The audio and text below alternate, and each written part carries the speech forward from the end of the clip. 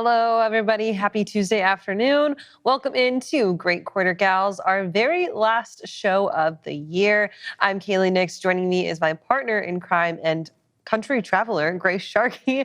Grace, good to see you back at home. Oh, thank you. It's nice to be back. And, I just want to say after almost a year of doing the show, our theme song, it's vibes. Like, every time it comes on, I'm just like back here enjoying myself. So I know. shout out to that. Y'all can see us in the intro, but I sit here and I'm like a little like head shake back and forth. Grace, so you just got back from Washington, D.C., so we are kicking off this very last episode of the year. We're going to do kind of a year in review, a recap of some of our favorite moments, some of our top stories, and give us some hot takes either for the year or for 2023 coming up later in the show. But first, you just got home. You were in D.C. for the Race Across America event and for the Veteran Ready Summit, partnership with 10th Street and like a million other groups across the industry. Tell us a little bit about D.C. First off, first time I've been there to that city, and it feels powerful. Like when you get there, like, okay, yeah, there's some movers and shakers here for sure. I had an amazing time. I got the privilege, of course, of visiting the America Trucking Association's headquarters, which was beautiful space as well. And yeah, so basically this was for the first summit called our Veteran Ready. For all of us out there, I think that most of our businesses, right, are veteran friendly, but our business is actually veteran ready. And so they brought together 10th Street, hiring our heroes, Fastport and American Trucking Associations to put together this summit to help train companies to prepare themselves to hire veterans, specifically those who are transitioning from military life to civilian life.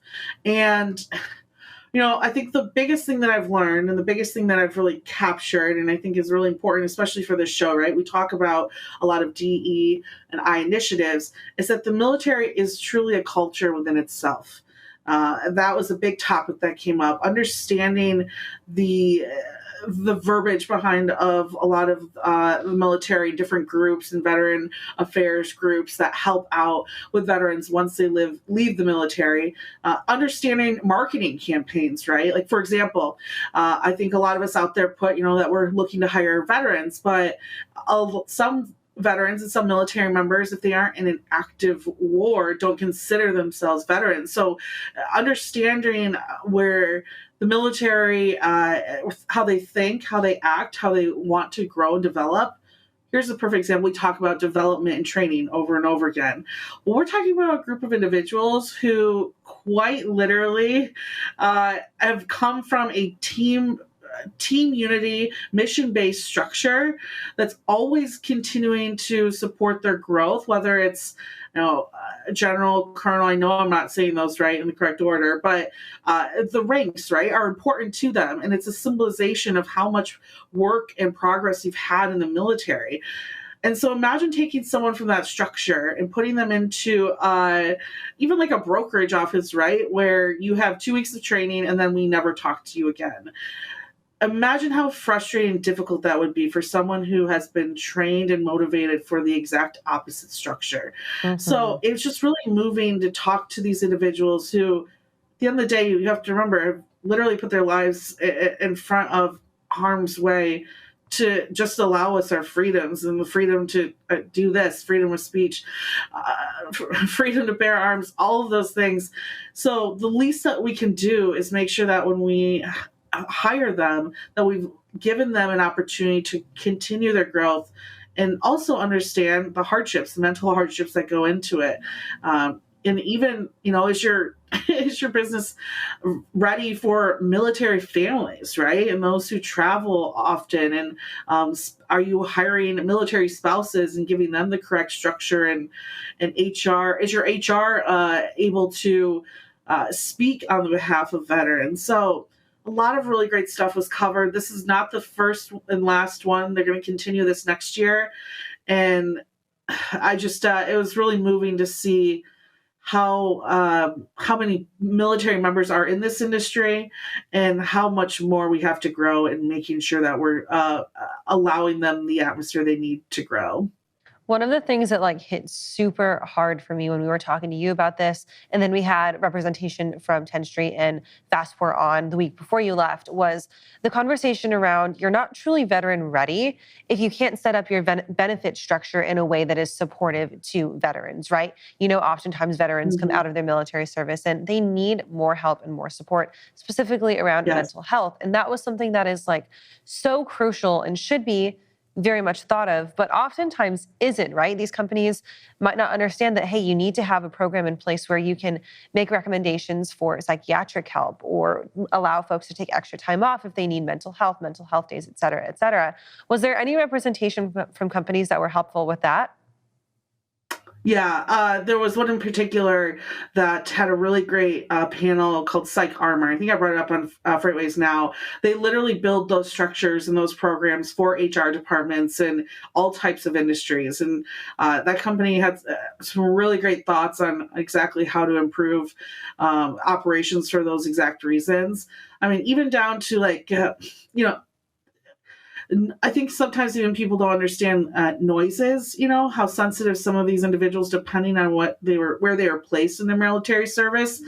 There was an instance during the one of the panels where there was a noise that was going off from one of the microphones. And there was a veteran in particular that I could see was triggered by it. And it just makes you think all the warehousing that we have in this industry, even on the road, the different noises that you hear. There's a lot of mental health issues that these individuals go through. So, yes, I definitely think that something like Psych Armor, and there's a number of different programs out there, HR departments should be fully trained and developed to make sure they're setting up an atmosphere that's appropriate for these individuals as well. Absolutely. So, Grace, let's go ahead and move into our top stories of the year for today. This was awesome to have you there, and that's definitely a highlight, I think, of your year. But I think we're going to ping pong back and forth. Let's start off with you. What is one of your top stories that hit freightwaves.com this year? Okay, so what's funny? I didn't even choose any of my own articles because I just I don't think of myself that huge, but there's a couple of stories that in particular that were big for our site that I think really showcase some really amazing developments here at Freightways. The first one, in a round of applause, goes to him as well. Came out in June. It was called Container Shipping. Container shipping data shows U.S. demand for imports is falling hard. Henry Byers wrote this, and I don't know if anyone remembers when this came out, but this was huge all over LinkedIn, Twitter, etc. Here's the thing. Look at this date, June, right?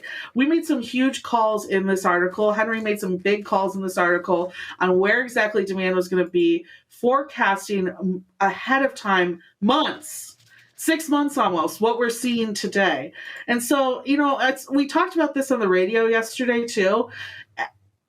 No one wants to be the bearer of bad news, but it's very important that someone brings up a market swing as soon as possible so that companies can prepare themselves for that growth during those seasons. So I, in particular, wanted to give just another round of applause to Henry Byers for writing this, for the hard work that he had on this, for any pushback that he got on this. Joke's on y'all, because it just showcases right here why we do what we do at Freightways, why we pair Sonar up with our editorial team to make calls like this, because this one, I just remember a lot of people kind of pushed against it. Well, look at where we are today. So congrats to you, Henry, and I was happy to choose this one as my first. And you know what? I'm going to call it what it was. People pushed back. People called Henry out. People called Craig out. And there was a lot of kind of social media hate fired back and forth back over the summer for this. I think, I distinctly recall LinkedIn posts being like, Freightwaves is alarmist and, they don't know what they're talking about and all of this. And now we're sitting here 6 months later. And now the historical data is caught up with our forecast data from back in the summer. And we're sitting here being like, interesting. There's no ships off of the West Coast for the first time in 2.5 years. Interesting. Yeah. And it takes confidence. It takes good data. It takes better data, right? To make sure that this happens and these calls are made. So, like I said, shout out to you, Henry. Kudos to Henry for that. All right. So my first story in top stories of the year comes out of FedEx, which they were no stranger to headlines this year. But the one that really, I think, kind of hit our world and the parcel world kind of hard was the fact that in the middle of right at the end of Q3 for the normal fiscal year, FedEx, of course, operates on that weird schedule. They pulled their full year guidance. They withdrew the entire full year guidance, post a massive decline in their operating income. And it was a $500 million shortfall in some of their units. So this story, I think, absolutely signaled kind of the reality of, this company, FedEx, one of the big three parcel carriers that we know, FedEx, UPS, and USPS, is sitting there saying, okay, we're pulling our guidance. We have this massive shortfall. And I think this was the first time that people were seriously like, the threat of not having a true peak season isn't just a threat anymore, right? We're actually seeing this in one of our major parcel carriers, and what's going to happen next. The other thing about FedEx was a lot of the conversation was with the CEO takeover and the changes in leadership, and if that had anything to do with this guidance pull and with the decline in operating income.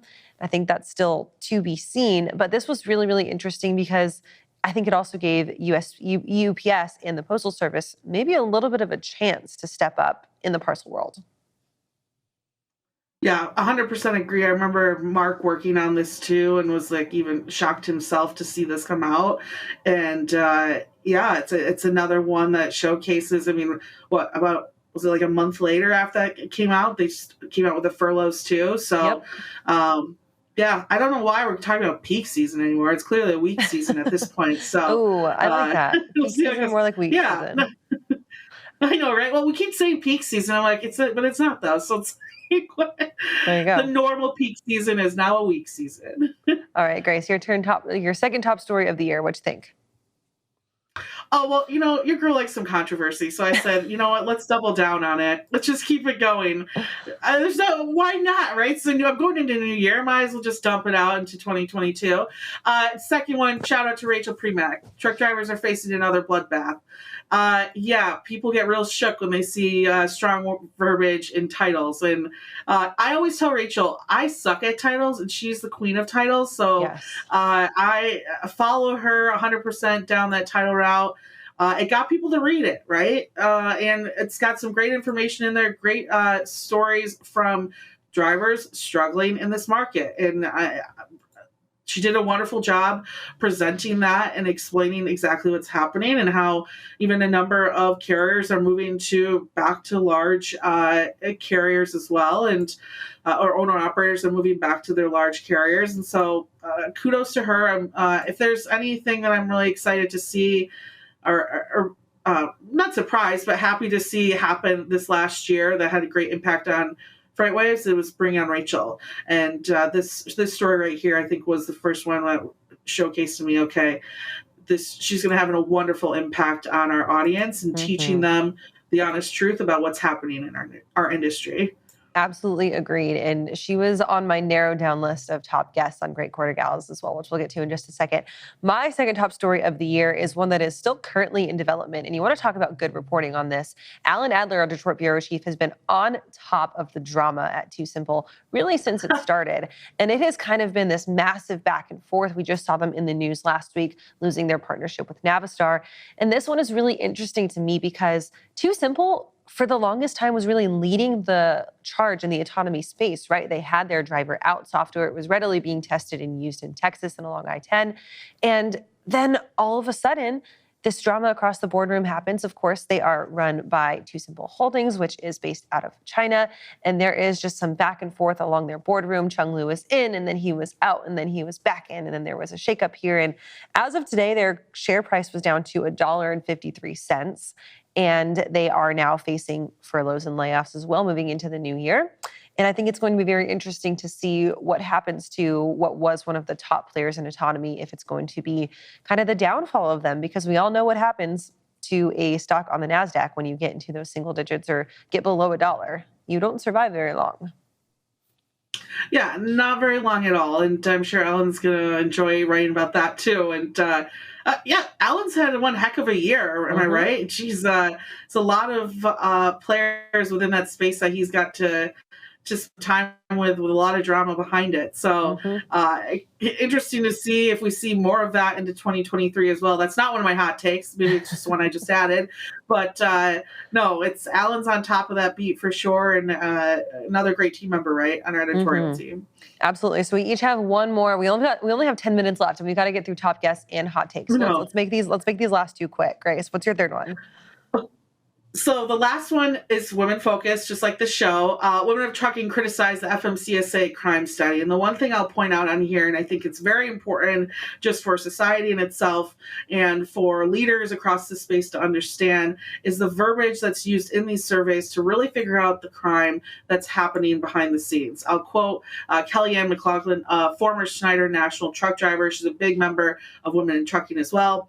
I was one of the 200 women who responded that had received multiple harassment issues. I'm constantly surprised by low numbers of respondents in surveys that are supposed to represent us. And we know that when it comes to rape or harassment, it's most often not reported because it's difficult and often not well received. But I don't know a single woman driver that has not encountered some sort of harassment. Just because you haven't heard about it at your company does not mean it's not happening. So I just really love this article, and I love that they attacked it and said exactly what's on a lot of women's minds. Or just because it's not in the study does not mean it's happening behind the scenes. Absolutely. The most crucial point coming out of that study, just because you don't see it or hear about it does not mean that it doesn't happen, and you can't ignore it. And if you think that it doesn't. Exactly, Grace. So I love that as well. Great stuff came out of Women in Trucking this year, and it was great to see them stand up and be critical for that as well. My final story of the year comes to us way back in the late spring, early summer, following the end of the first quarter of the year. Target earnings fall short as supply chain struggles persist. Now, this was back to finish off Q1 of 2022. But I think this one highlighted kind of the most interesting thing coming out of Target, right? You saw them be super successful as a big box retailer. People still go to shopping place during the pandemic through 2021. They made massive investments and improvements in their in-house stores themselves. They made massive in-house improvements through partnerships like Shopify and Shipped to really work and deliver that e-com product. And then you saw their executives come out and say, we didn't know transportation spend was going to be as expensive as it was. I read that article and I was like, what do you mean you didn't know that transportation spend was going to be that expensive? As if there was not historical data and real-time data and analysts and people calling out saying, hey, you know what? Expect your transportation spend to be huge. So that was just like baffling to me and very much a sign of things to come that this happened in Q1 for them. It almost should have been kind of a sign of, I would think, that waning consumer demand for them to have a shortfall in Q1, despite people still loving to shop at Target. I think it should have been a sign of things to come. Yeah. Target, do better. You know, you saw us spending less at that dollar section. You saw it coming. Like, you saw all these signs. And so, like, let's be honest. A little cop out there. But, hey, we heard it from everyone. Supply chain problems. It's everywhere. And it's our fault, I guess, at the end of the day. Right. All right, Grace, let's move right into top 3 guests of the year. Give them to me, number 3, number 2, number 1. All right, so number 3, I have Grace Maher, what I call Grace number 1 in this industry. I am Grace number 2 to her. She's the Chief Operating Officer at OTR Now Solutions, and we focused on their D&E and I initiatives. She is an absolutely amazing rock star when it comes to bringing in audience members and listeners and, of course, trucking companies that people don't normally see on their screens. She's awesome. Second is actually a mix. Actually, I'm going to drop Cassandra. She's off of here. Women's History Month episode with LaQuinta Jacobs, and Cassandra made a little appearance as well. LaQuinta Jacobs is a hero of ours. Great guest. We've had her on the show multiple times. Excited to have her on the show next year, too. Third, Heather Chistani, CEO of Intelligent Audit. The importance of freight auditing is what we covered. But personally, for her, she took over the business from her father, and we all know the criticisms that could possibly come with that. She is a BA in this industry, does not care, and is leading the auditing freight solutions market like no woman I've ever seen. So shout out to Heather as well. Love that. Those were all definitely highlight guests for me. And I love that we picked 3 completely different women, because I really thought that we were going to overlap on some of these. So my number 1, Kendra Phillips, who went from Ryder, made the transition of CTO at Ryder over to Aurora Innovations in the autonomy space this year. She is so freaking smart. And to see her make that transition from writer into the autonomy space and do huge things at Aurora is absolutely top notch. Number 2 on my list, Robin Hutchison, who is the administrator and now confirmed administrator of FMCSA. We fought so hard to get her on. I met her in person at the Women in Trucking Expo back in Dallas in November. She was great. She straight up told me, she goes, how do I get invited to a FreightWaves event? Like, how do I attend? And I was like, you can just show up as director, literally administrator of the FMCSA, roll up to FreightWaves event. Like, I'm walking you inside and being like, back up, it's Robin Hutchison. She doesn't even like have a question of being here. And of course, our top guest, my number 1, is now president of J.B. Hunt, Shelley Simpson. We talk about her all the time, but our show live from Northwest Arkansas for Future of Supply Chain just absolutely took the cake this year. Grace, I think it had to do with your bedazzled hat. I think it had to do with the atmosphere of being an in-person FreightWaves event for the first time. It was awesome. And then Shelley, of course, took over as president of JB Hunt in the fall of this year. Amazing accomplishments from her. JB Hunt did huge things this year as well. So she definitely tops my list. Yeah, the only reason I didn't put her on there is because I knew you would. Good. All right. Okay. We have 4.5 minutes to get through hot takes. I know I said let's do 3 each, but like maybe let's cut it to 2 hot takes each. That way we can get through. Give me your first one. My first one is this came up on the radio show last week, and I stand to it. Next year, shippers will want and will take no excuses for instant pricing tools from their logistics providers. No more sending over load lists. No more asking for spot quotes. We're seeing it right now. The contract market is huge.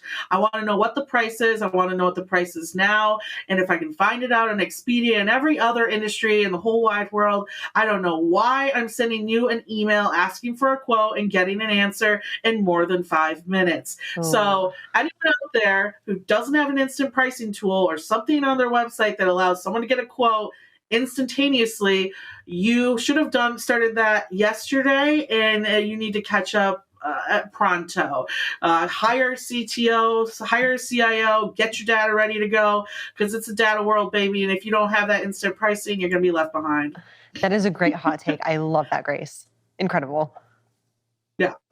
All right, my first hot take actually comes out of our episode from 3 weeks ago. And I'm going to say that dispatching in 2023 is going to become one of the most desirable entry-level jobs into this industry. I think, as we mentioned in our episode 3 weeks ago, that oftentimes dispatchers have a lot of negative stereotypes against them.